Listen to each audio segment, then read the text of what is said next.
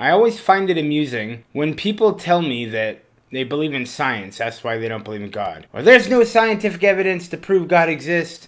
I don't think we could ever prove that God exists, but we can take the evidence that we do have, the scientific evidence and the data and the research, we could weigh it all out, and then we could draw our conclusion and come up with the most reasonable answer as to why we're all here. How did creation start? How did this universe start? What does the Bible say about it? What do all these other books that speak about creation say about it? And then does it match the science that we have? But to simply say, oh, there's no science for this, is very lazy and ignorant, because there's plenty of scientists who have become Christians based off the evidence. From microbiologists to astronomers to chemists to physicists. And I would have to argue, these people are all Nobel Prize winners, and you're way more educated than those who simply scream, there is no science for God. So I think I'll take their word over the other people who have no education on the subject and who are just screaming their biased opinions. But I digress.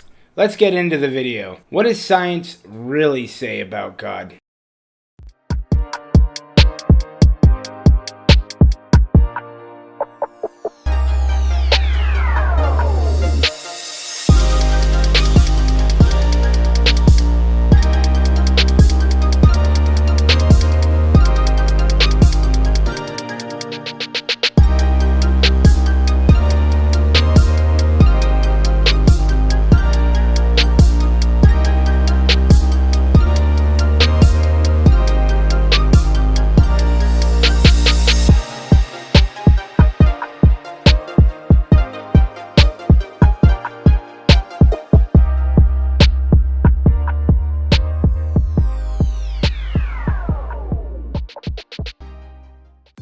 Did nature create the universe?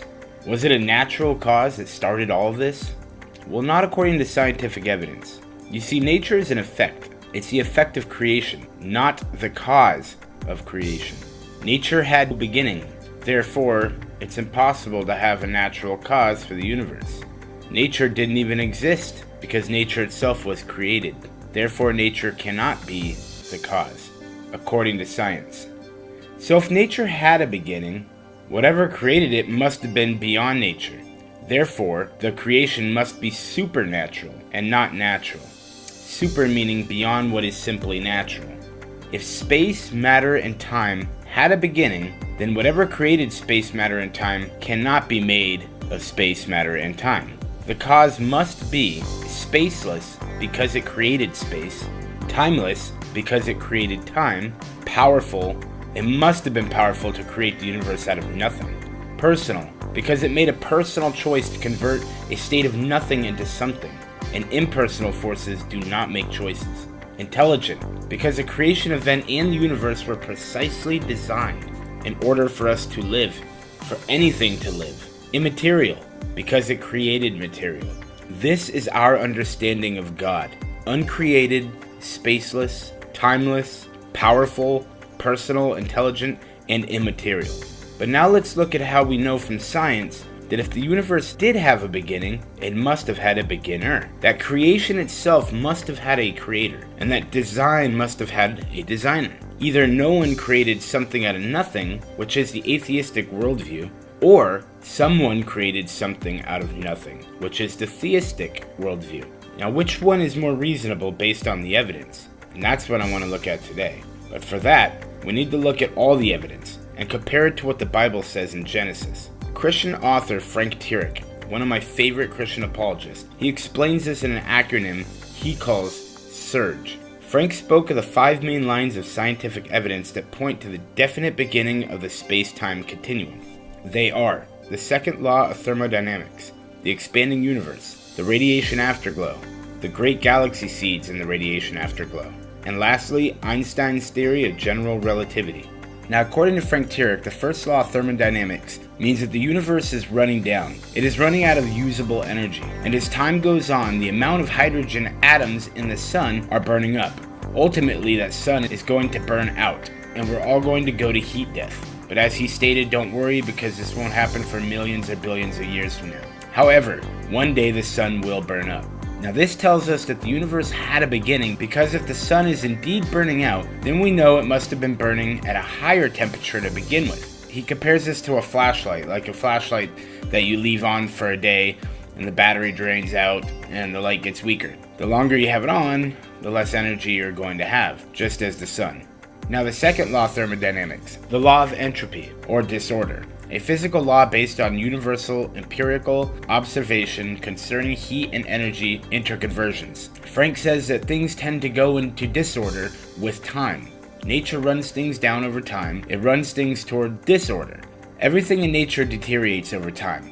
As humans get older, our bodies change. Buildings need to be remodeled or fixed because they deteriorate over time. Items from ancient antiquity have deteriorated over time, as we can see that through archaeological evidence. And in order to fix this disorder, you need somebody to put it back into order. Now, if a building is falling apart, you need people to fix it. If you find ancient antiquity, you need professionals to bring them back to life. As we get older, we visit doctors to fix and heal our bodies.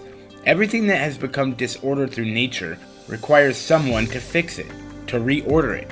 Now the U in Surge stands for the universe is expanding. Now Frank Turek says the American astronomer and cosmologist Edwin Hubble, known for the famed Hubble Space Telescope. According to Frank Turek, before Hubble had a telescope named after him, he used a telescope at the Mount Wilson Observatory in Pasadena, California in 1929. To observe the galaxies, Hubble noticed that these galaxies are moving away from us, that the entire universe appeared to be expanding. Now the light from the galaxies were red, which showed that the galaxies were moving away from us. Hubble concluded that if the universe was moving away, as he was looking through the telescope, that it has been moving away all the way back in time until he realized the entire universe came from a single point of nothing. No space, no time, no material, nothing. Something had caused this event to happen, guys, and the universe began expanding from that single point in time. Now Hubble said, and I quote, "If time were reversed, the universe would collapse back into nothing," end quote. Therefore, there was no space, no matter, no time in the beginning, based on Hubble's research. Hubble believed that the universe must have had a beginning due to the expanding universe. It was a scientist who believed that there must have been a great explosion that was the cause of the universe's starting point. And if there was a great explosion, they believed they should have been able to have seen the remnant heat from that explosion. However, nobody bothered to look until two scientists discovered it by accident in 1965 in Bell Labs, Homedale, New Jersey, which leads us to the R in Surge, which is radiation afterglow. Now, Robert Wilson and Arno Penzias, American physicists, radio astronomers, and Nobel Prize winners in physics, discovered the cosmic microwave background radiation, the remnant heat from the initial Big Bang explosion, therefore establishing the Big Bang theory of cosmology. What this means is that there is still heat from the Big Bang explosion that is out there in the universe. Today, it's just a couple of degrees above absolute zero. However, Robert Wilson and Arno Penzias found it in 1965, and in 1978 they had won a Nobel Prize for their discovery. Arno Penzias said, quote, "Astronomy leads us to a unique event, a universe which was created out of nothing, and delicately balanced to provide exactly the conditions required to support life. In the absence of an absurdly improbable accident, the observations of modern science seem to suggest an underlying, one might say, supernatural plan," end quote. Penzias also admits, quote, "The steady-state theory turned out to be so ugly that people dismissed it. The easiest way to fit the observations with the least number of parameters was one in which the universe was created out of nothing, in an instant, and continues to expand," end quote. Robert Wilson once said, quote, "Certainly there was something that set it all off. Certainly if you are religious, I can't think of a better theory of the origin of the universe to match with Genesis," end quote. Agnostic astronomer Robert Jastrow, founder of NASA's Goddard Institute of Space Studies, said, quote,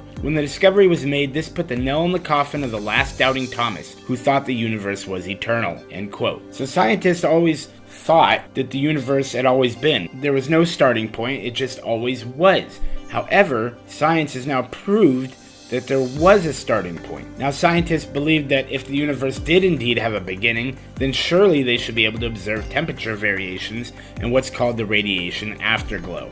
Now the COBE DMR satellite stands for Cosmic Background Explorer. The COBE satellite is used to discover temperature variations in the universe within the radiation afterglow. They had planned to use the Challenger space shuttle to test this temperature variation. However, in 1986, the Challenger space shuttle exploded, and the space shuttle's program had canceled its efforts for a while. What they did instead was put a satellite onto a rocket in 1989, and they shot that rocket into the orbit. The satellite had circled the Earth for 3 years, measuring the temperature variations in the radiation afterglow, and that's the remnant heat from the Big Bang explosion. In 1992, they had accumulated a substantial number of measurements in order to draw their conclusion, which leads us to Frank Turek's G in Surge, which is the Great Galaxy Seeds. What they had discovered were temperature variations that were so precise, down to 1 part in 100,000. According to the theory, these temperature variations allowed the galaxies to form in the early universe. In 2006, George Smoot, who won the Nobel Prize in Physics for his work on the Cosmic Background Explorer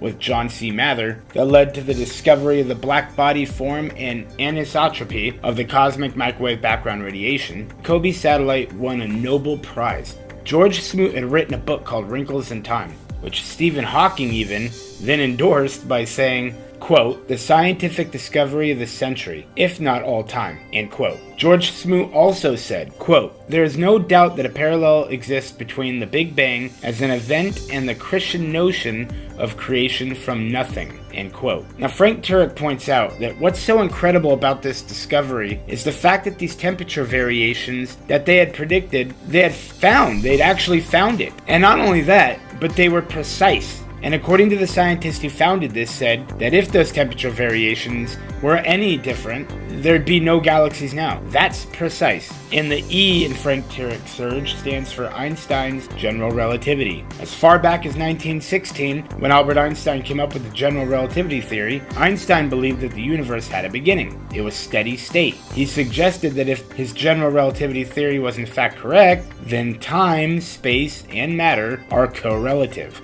What that means is that they all came into existence together. But because Einstein didn't believe in God or a creator, he wasn't really happy with this idea. He wanted to believe in a steady state universe, that there was no God or intelligent mind behind it. A universe that had no beginning, no creator, like most atheists. However, in 1929, Hubble discovered the expanding universe, which is essentially what Einstein's theory of general relativity had predicted earlier. So Hubble contacts Einstein and tells Einstein that what he, Einstein, had predicted 13 years ago, Hubble is seeing in his telescope. So Hubble tells Einstein, what you predicted, I'm now seeing. So Hubble invites Albert Einstein out to Mount Wilson in Pasadena, California, and offers him the opportunity to see the expanding universe for himself. And in 1931, Einstein went to California and took him up on his offer, and he looked through Hubble's telescope and he said to the media, quote, "I now see the necessity for a beginning," end quote. And he said, the cosmological constant was his greatest mistake of his professional career. So even Einstein agrees that the universe had a beginning.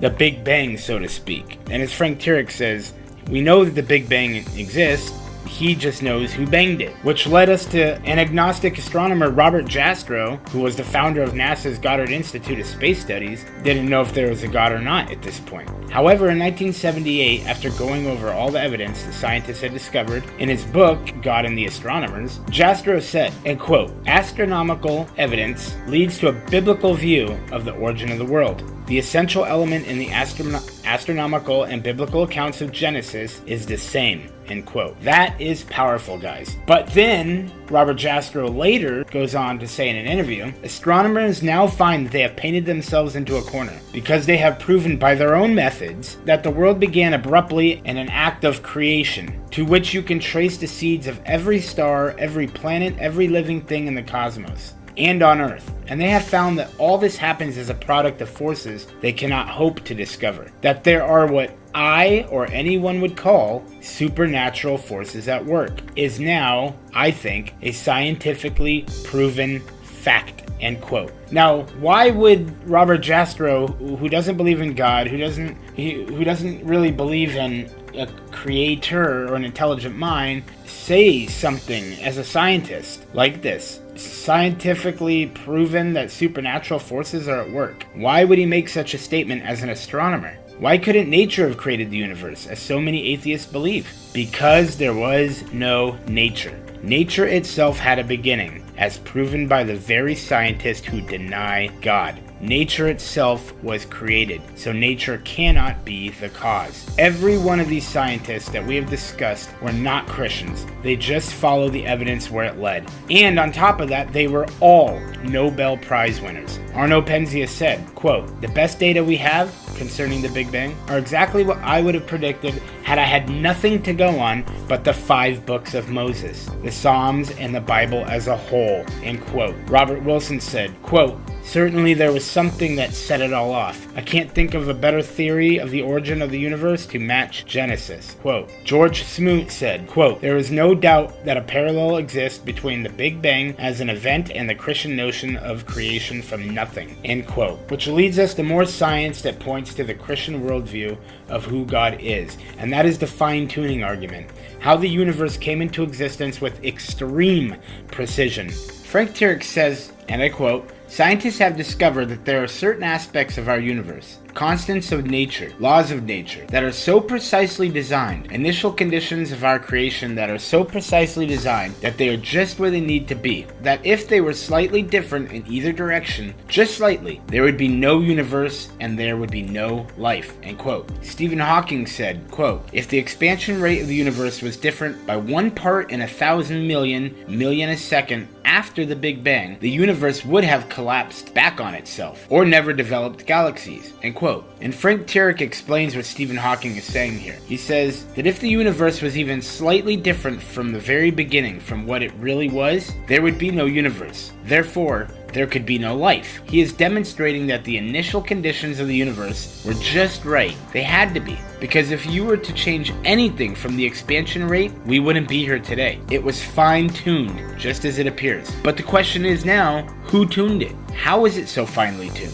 Obviously, there had to be an intelligent mind behind it, and as Christians, we know the answer to that. However, this becomes a problem for the atheist. If there is no God, no intelligent mind, what reason can they give for such a fine-tuned, precisely tuned creation event? Now what about the gravitational force? If the gravitational force were altered more than 1 part in 10 to the 40th power, stars would not exist, and therefore neither would we. What is 1 part in 10 to the 40th power, you ask? That's 1 part in 1 with 40 zeros following it. And Frank Turek gives an illustration of this. He says, and quote, "Take a tape measure and stretch it across the entire known universe. Set the gravitational force at a particular inch mark on that tape measure." He says it, "I realize that gravity is not measured in inches. This is just to give you a scale idea in your mind." He goes on to say, "If you were to move the strength of gravity 1 inch in either direction across the scale of the entire known universe, we wouldn't be here," end quote. He goes on to say that there are only 3 possible reasons for that value being right where it is. Number 1, physical necessity, it had to be there. Number 2, chance, it just so happened to fall there. And number 3,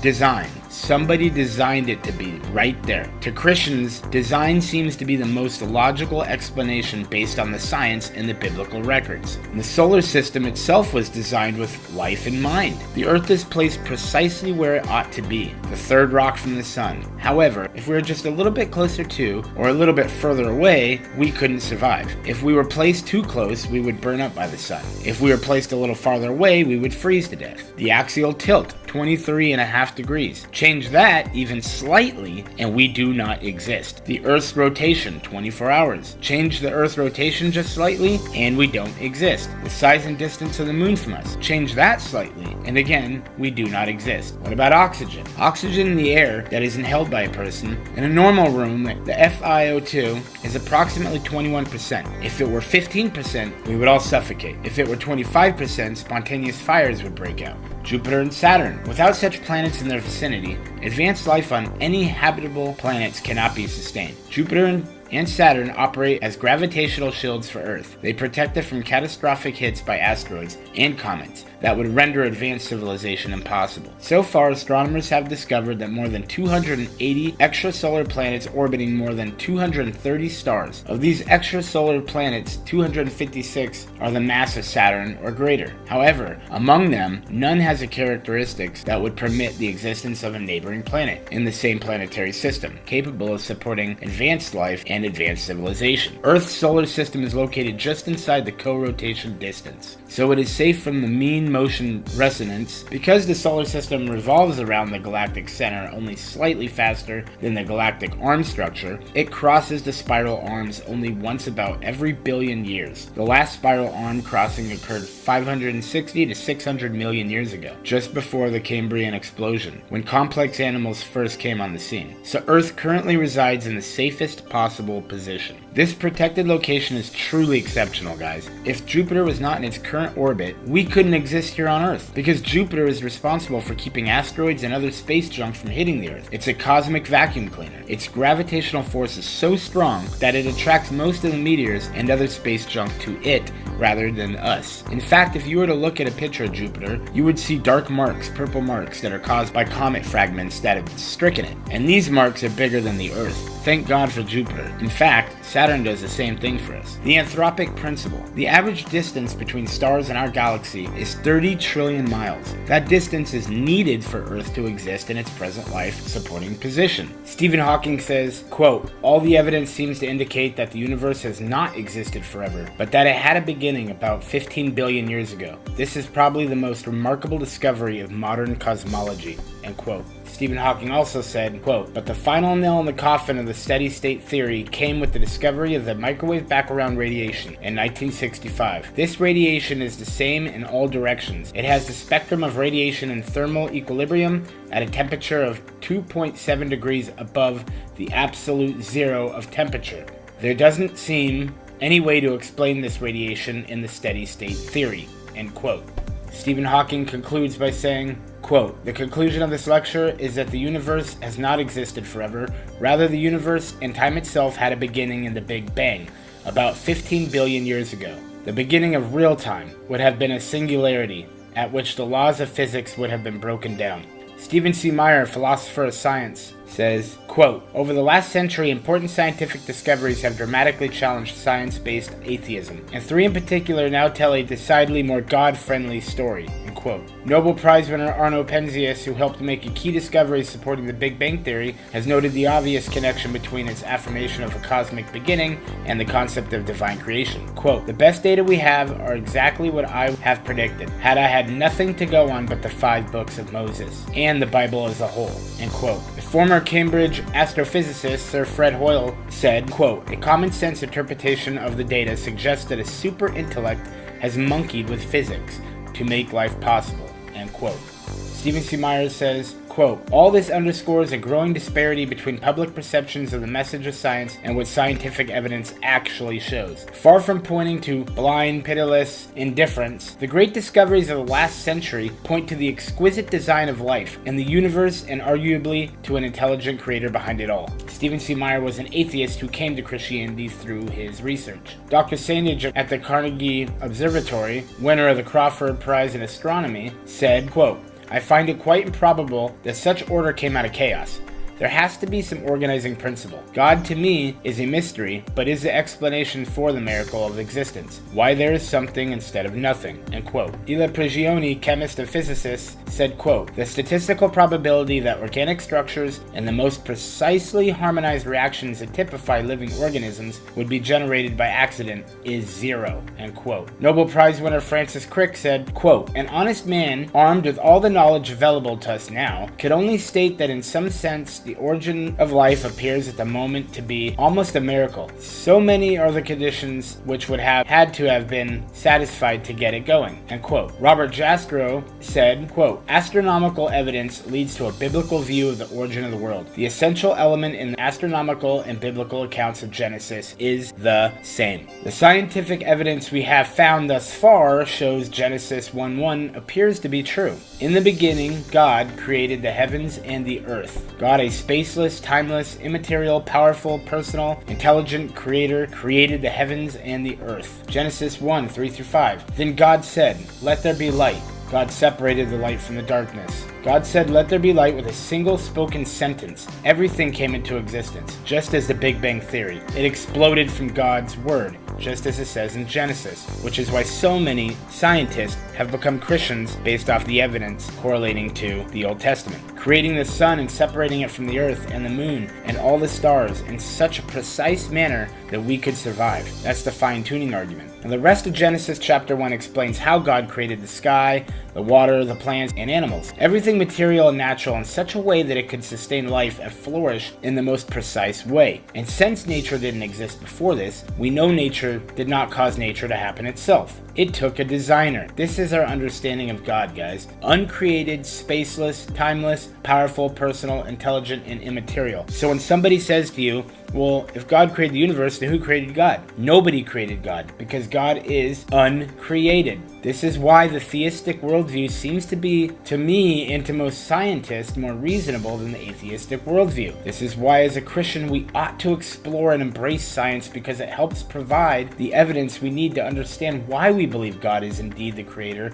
and designer of the universe and life as we know it. Now, for more information, visit Dr. Frank Turek at his website at crossexamined.org, and be sure to pick up his book, I Don't Have Enough Faith to Be an Atheist, and Stealing from God. These books are absolutely amazing, guys. I own them. I take notes on them. They're great for understanding cosmological argument and the argument for God being the creator.